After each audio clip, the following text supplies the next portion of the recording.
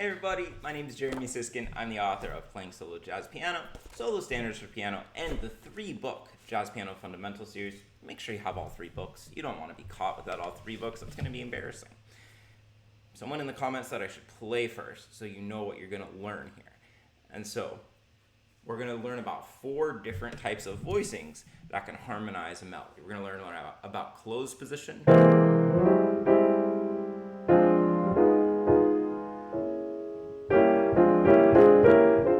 about drop 2,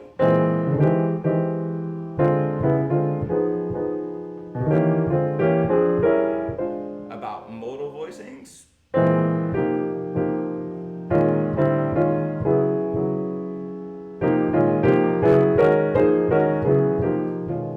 and then about shared hands voicings.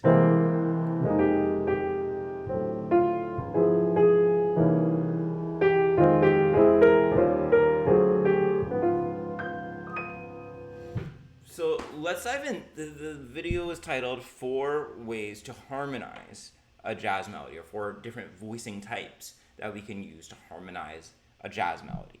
And just a word about this video, which is that I don't have time in maybe this will be a 15-20 minute video to teach you absolutely everything about the nitty gritty, but I will link you to some other videos, and of course you can check out a lot of detail and practice in my books. So I'm going to give you a sense of what each voicing is, a sense about how to form it, but don't expect to get way deep in the weeds on the details. There's a lot of other resources, including videos and books from me, that will do that. So we're going to look at these different voicing types, and I was just playing the song You Don't Know What Love Is, and I'm going to show you how to harmonize the first couple bars of that song.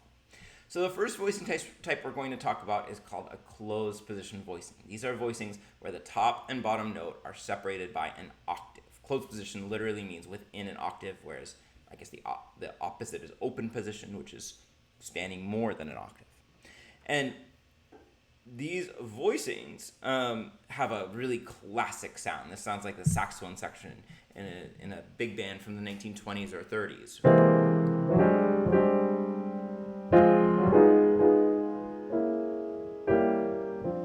And this could be used for solo piano, but it's more likely you're going to hear this in a group setting. If you want to use it in a solo piano setting, you probably have to provide an additional bass note to make it sound like a full arrangement. So it could be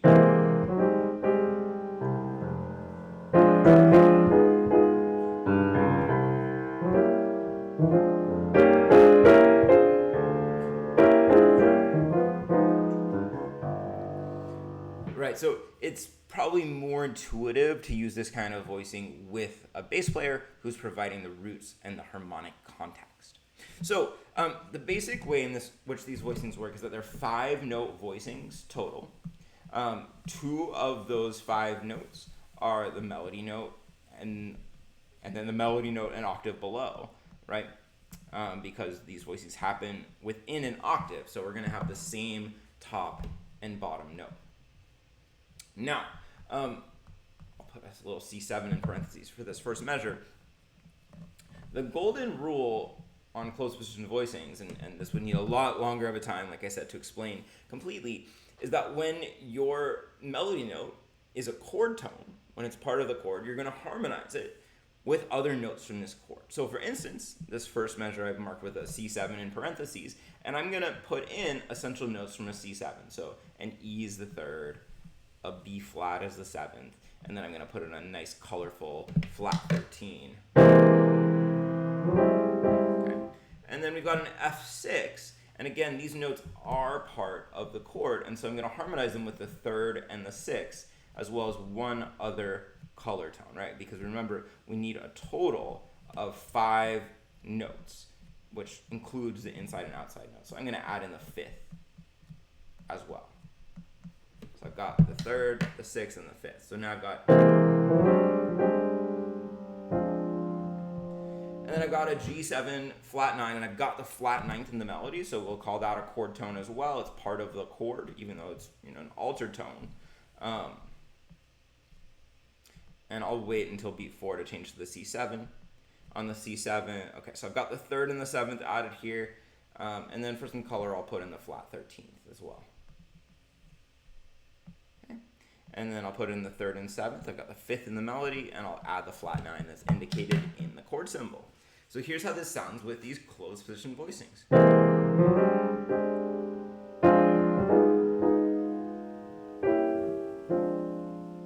Nice, it's very rich, it's very dense. And when I play these voicings, I play just the bottom note with my left hand, and I use that to ornament.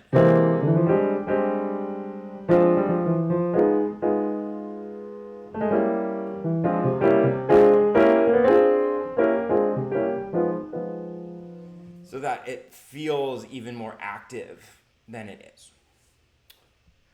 Now, drop 2 voicings, let me go to a bigger screen because I want to keep both of these things up at the same time, are thinner than closed position voicing. They're very similar to closed position voicings, I should start by saying, but they're thinner. They're only 4 notes, and they generally span a 12th, more or less. We're gonna see some of that more or less.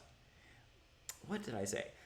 Did I say 10th? I meant to say they generally span a 10th, an octave plus a 3rd, between the top and the bottom note, but that more or less is going to be important as I look at the examples in front of us. So drop 2 voicings, only 4 notes, and we're going to get rid of the bottom note, the duplication of the melody. And then the drop 2 refers to taking the 2nd note from the top here and dropping it down by an octave. So everything else is going to stay the same, except we're going to take off the bottom notes, right? You can see what I'm crossing off here, and we're going to drop these down by an octave. So what we get is just a slightly thinner, more expansive voicing. And this is kind of an interesting thing here because it's not exactly a 10th between the outside notes for many of these voicings that come up here. And that happens sometimes. But a 10th is really the most common thing. Pardon me while I finish writing here. Pardon my writing. My piano teacher once called my handwriting chicken scratch. And, you know, that's remained true to this day. So here's how these drop 2 voicings sound.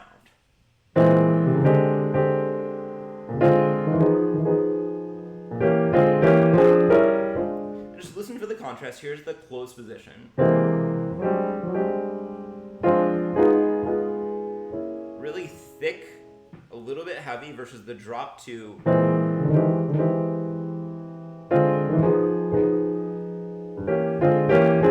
A little bit airier, a little bit more modern. Now, category number 3 is modal or planing, and this is actually a big category, right? Modal voicing means that we're going to take a shape of our choosing within the mode, usually centered around fourths, and planing means that we're going to move that shape exactly. So we're thinking a lot less about the chord symbols here, and we're just going to take an interval structure and move it.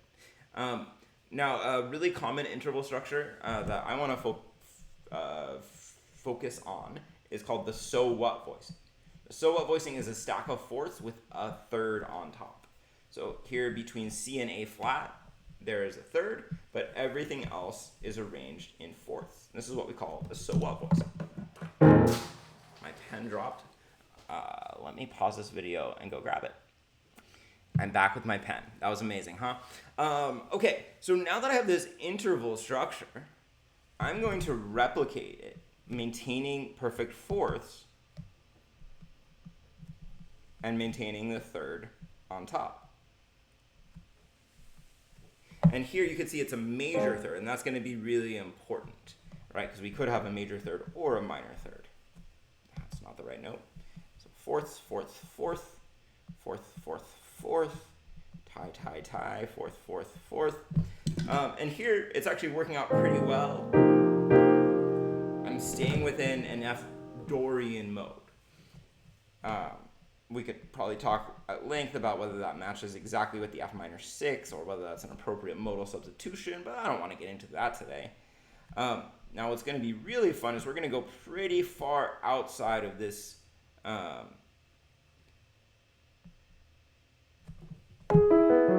I talk and figure out and harmonics at the same time, we're going to go pretty far outside of this G7 flat 9 chord. This is an F flat or an E natural. Pardon me for that, but that's what the music kind of needs. And so we're going to have a much more kind of colorful,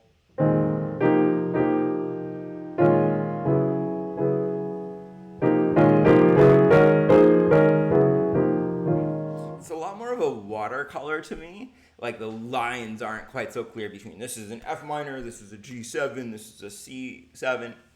And you might look at this and see, well, and say, you know, this does not match the chord symbol. And you'd be absolutely right. And modal music bears a lot of dissonance. It accepts a lot of dissonance, so that even if I played the G on bottom,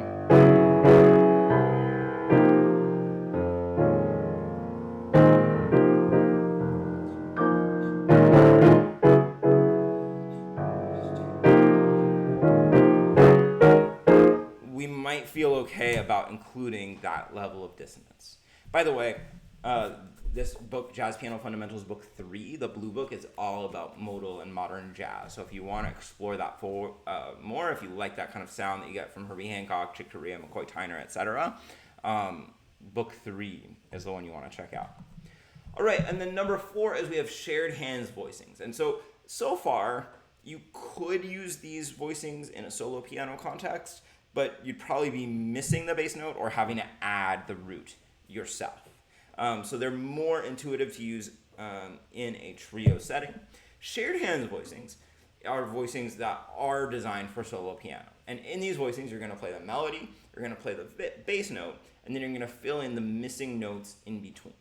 So each shared hands voicing is going to have 5, 6, or maybe 7 notes if you're feeling crazy. And it's going to have the root on bottom. It's going to have the 3rd and the 7th, and then 1 to 2 color tones. And what you don't want to do is double notes. So the melody note here really matters because you don't want to add a second, if you already have the 6th in the melody or the 13th in the melody, you don't want to add another 6 or 13. So these are called shared hands voicings because each hand here is going to have a part of the chord. So for instance, maybe I would take this first chord and put in, here I've got the 7th, the flat 5, the 3rd, and the root. And in this style, I don't need to repeat the chord with each new melody note, right? I'm going to hold these chords and then play the melody above them. So here I've got the root, the 6th and the 3rd are my 2 essential tones, and then the 5th to fill out the chord. Okay. For G7, I'm going to put the root, 7th, and 3rd, plus I'll add the flat 13th as an additional color tone. And then same thing for the C7, I'll have the root and the 3rd, the 7th, and then the flat 9th. So this is going to sound really nice and rich.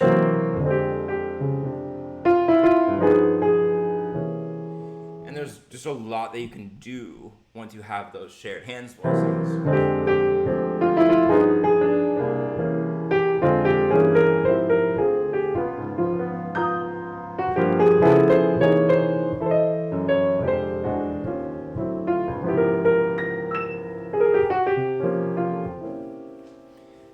That's usually where I start when I'm playing a ballad, is with these shared hands voicings. And there's a lot about how to form these shared hands voicings, lots of examples in playing solo jazz piano.